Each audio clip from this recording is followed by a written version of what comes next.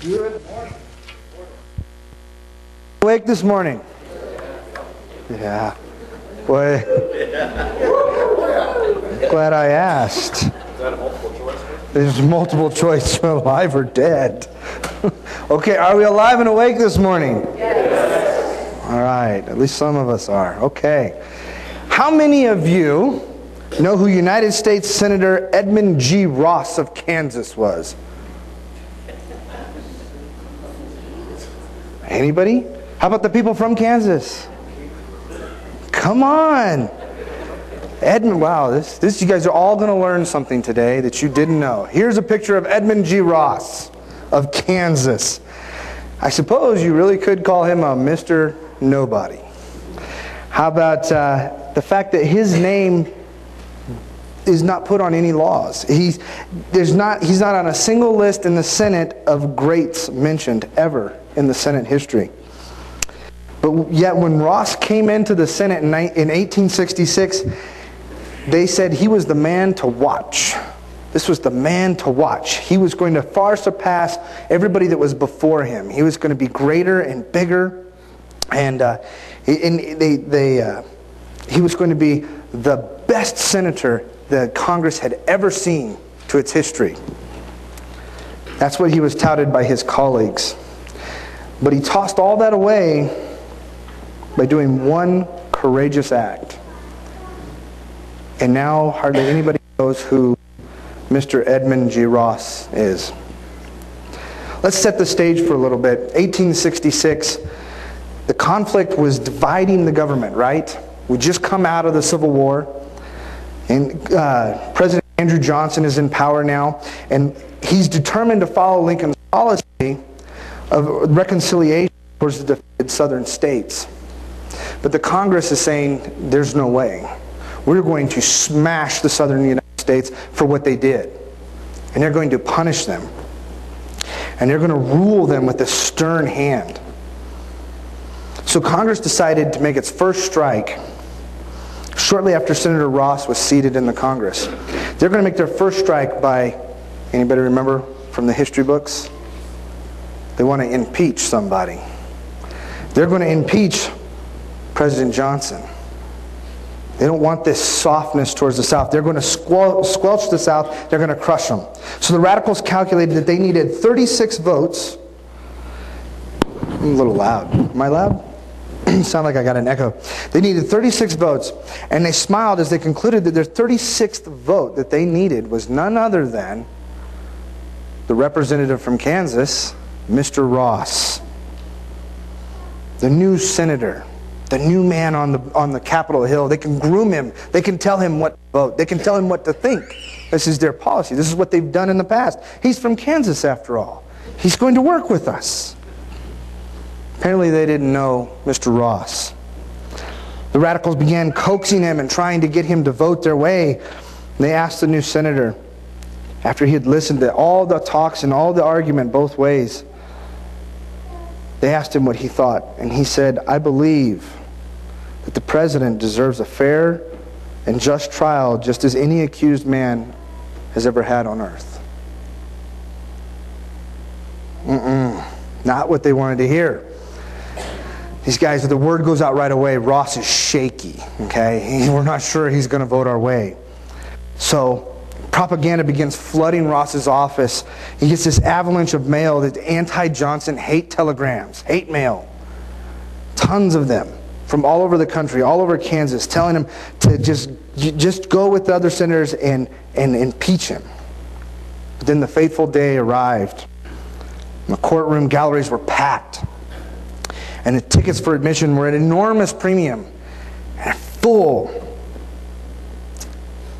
And a death-like stillness falls over the crowd as they begin the voting process. The Senate chamber becomes very, very quiet. By the time they reached Ross, they had already received 24 guilties. They knew 11 more were coming. But Ross was that pivotal 36th vote that they needed. Unable to conceal his emotion, the Chief Justice asked in a trembling voice, Mr. Senator Ross, how vote you? Is the respondent Andrew Johnson guilty as charged? Ross later explained, at that moment, I looked into my open grave. Friendships, positions, fortune, and everything that makes life desirable to an ambitious man were about to be swept away by the breath of my mouth, perhaps forever. And then with confidence and an unmistakable shout, he yells, "Not guilty." With that, the trial's over. The trial was over, and the response was as predicted. A high public official from Kansas wired Ross to say, "Kansas despises you, as she does all perjurers and skunks." The open grave vision that Ross had seen has become a reality. Ross's political career was in ruins. An extreme ostracism and even physical attack awaited his family upon their return home, and Ross fades into the history books. Last week, we talked about the hero of compassion and how much we needed a hero of compassion on our battleship. This week, I want to talk to you about another hero, the hero of courage that we need on our battleship. I mean, think about it. We are on a battleship, right? Courage is going to have to be mustered from time to time on a battleship, you would think.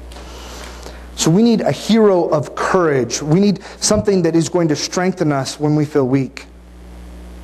So I thought, let's look at courage a little bit deeper. So I'm not going to bore you with definitions today. I didn't look up the Urban Dictionary's definition of courage. I'm sure it wouldn't make any sense to any of us. I didn't look up Webster's definition of courage. Instead, I found two quotes that I thought define courage really, really well. The first one, "True heroism is remarkably sober, very undramatic. It is not the urge to surpass all others at whatever cost, but the urge to serve others at whatever the cost." That was tennis star Arthur Ashe that said that. I think that's a really good definition of courage. Though I like this one a little bit better. "Courage is being scared to death, but saddling up anyways." John Wayne. Courage is being scared to death, but saddling up anyways. Courage is important to us, isn't it? It ought to be important to us. It's important to God. He gives us lots of examples of courage in the Bible, doesn't he? Because there's several examples in the Bible just to show us how important courage is to him. I think maybe he wants it to be important to us as well. Let's read about one such example. If you brought your Bibles, open up to Luke chapter 8. We're reading from verses 43 through 48, Luke 8. As Jesus went, the people pressed around him. And there was a woman who had a discharge of blood for 12 years. And though she had spent all her living on physicians, she could not be healed by anyone. She came up behind him and touched the fringe of his garment, and immediately her discharge of blood ceased. And Jesus said, "Who was it that touched me?" When all denied it, Peter said, "Master, the crowd surrounded you and are pressing in on you."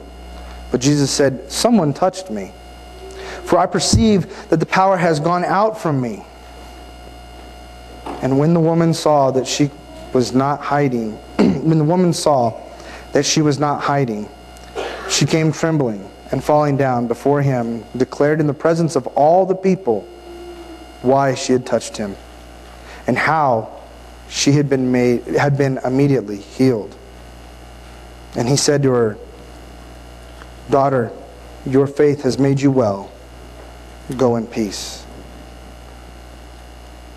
Now, I know some of you are sitting out there thinking, "Robert, that's the wrong story about courage." And you might be right. I know some of you are sitting out there, "Robert, you're a pretty young preacher, and Larry probably should have taught you better." And you're probably right. No, just kidding, Larry. But Larry should have taught me that if you're going to talk about courage, you talk about one of the following stories. You talk about the boy named David who defeats a giant. Not just a giant, but a warrior among warriors. Now that's courage for a battleship, right? A boy soldier. Well, not when you put it that way. Child soldier.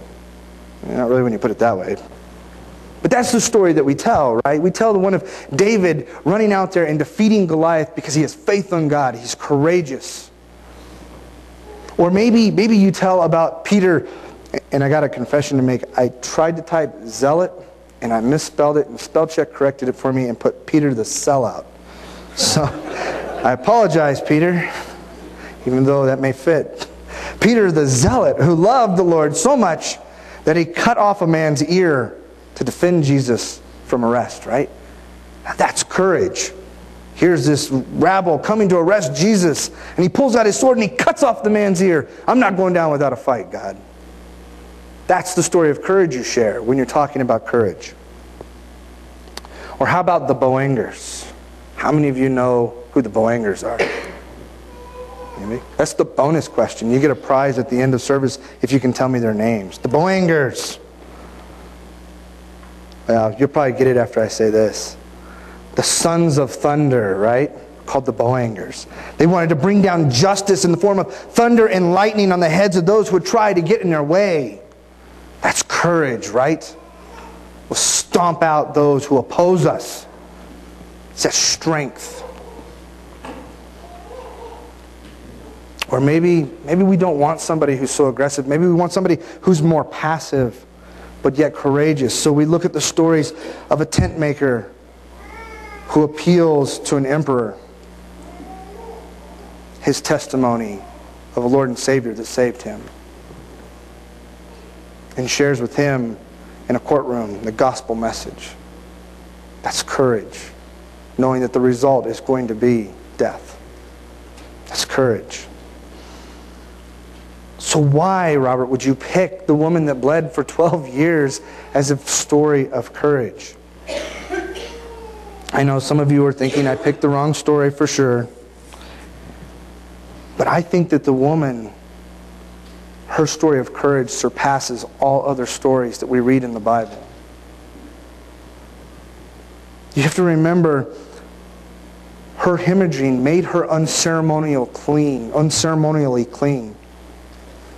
And anyone who touched her would also be ceremonially unclean. Here she is. And she sees Jesus Christ, the one that everybody is calling the Messiah. The one that people are saying is God on earth. And she's thinking, He can heal me.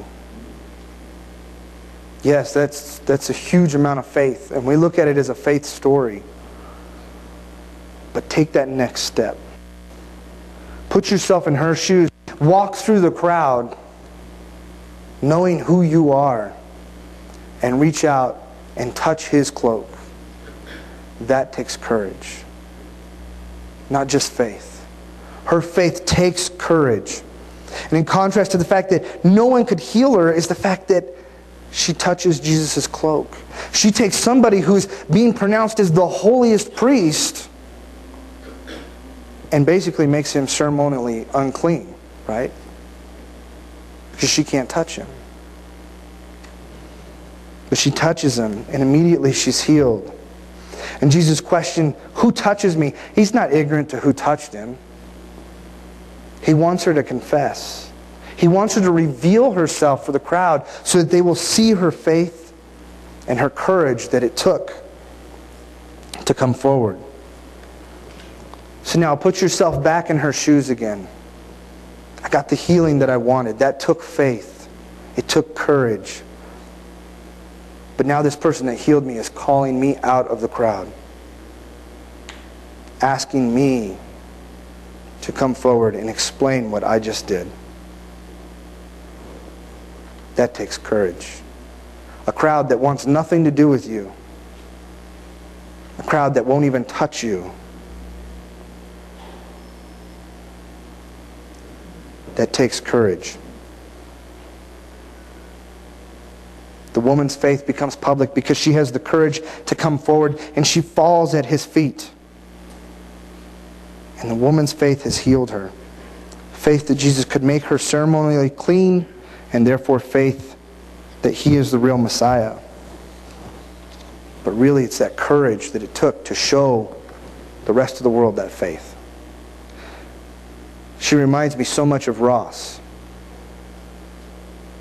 They had the courage to stand up for what they knew was right, even when they knew the entire world around them was against them. When the entire world around them was going to shun them for what they did. They were willing to stand up for what was right, regardless what others were going to say or do to them. The woman and us were scared to death, but they saddled up anyways.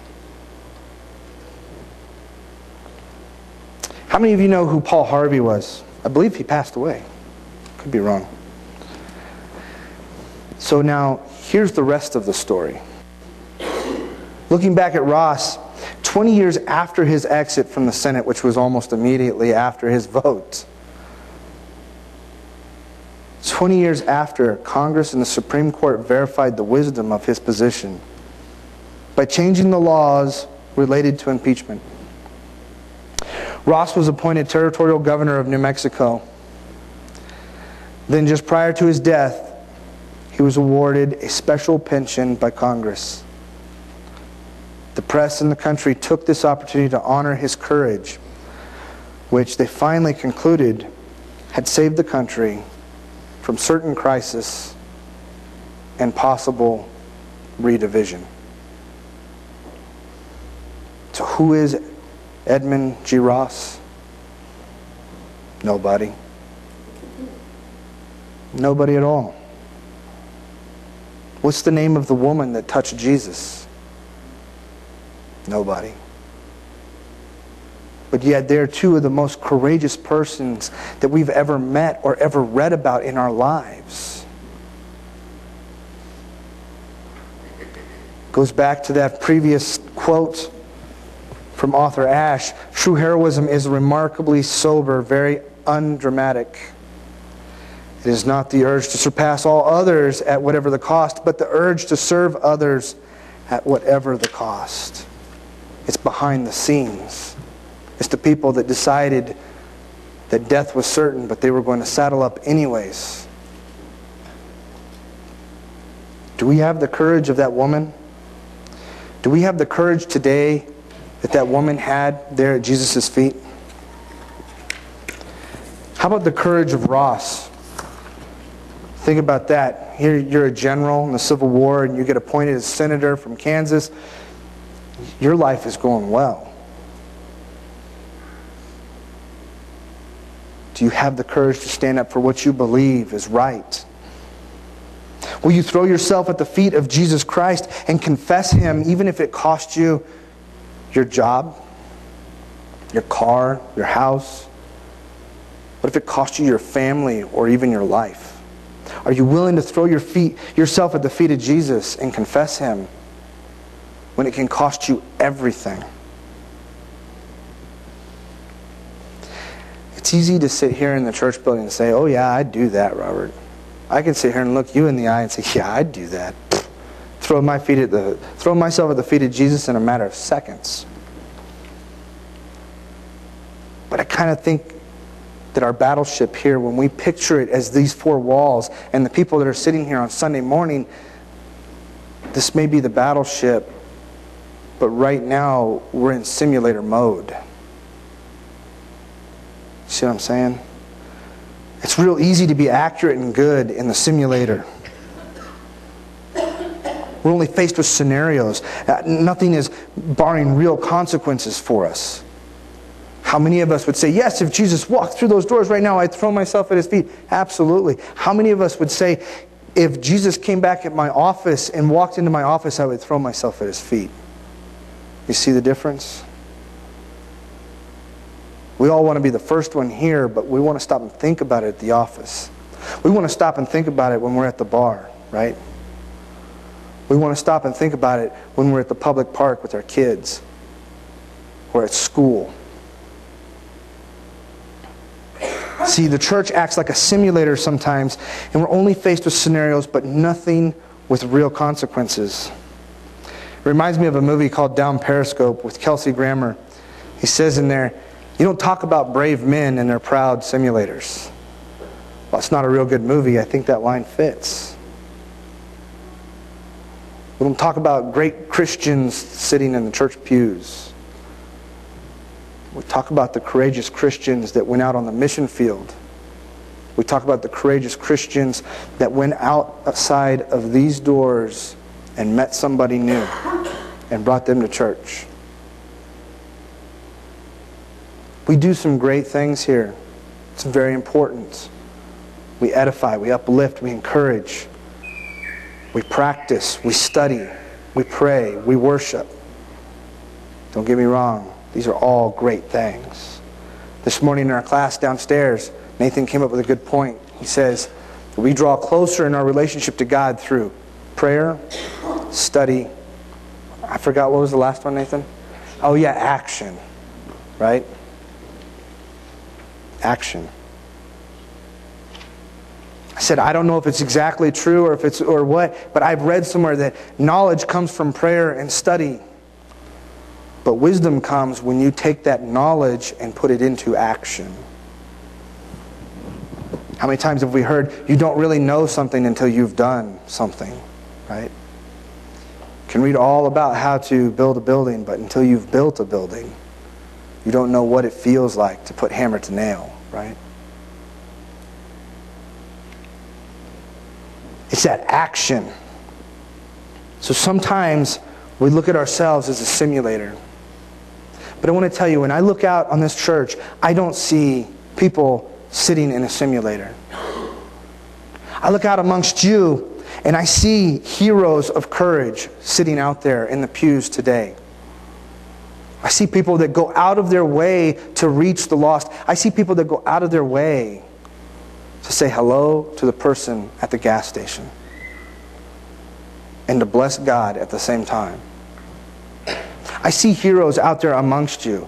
And when I look out, I don't just see heroes, but I see other people that are gearing up to become heroes of courage. They're studying and they're learning and they're getting ready. And I look out there and I see even more of us, especially this morning when we had all the kids in here. I see even more of us sitting out there that are looking at the rest of us and going, that's my hero of courage. We need to keep in mind that we're all on this battleship together and that we're all part of this hero process. And that in the end, courage isn't just for some, but it's for all of us. So to you, my friends, I say, stay strong and be courageous. And saddle up anyway.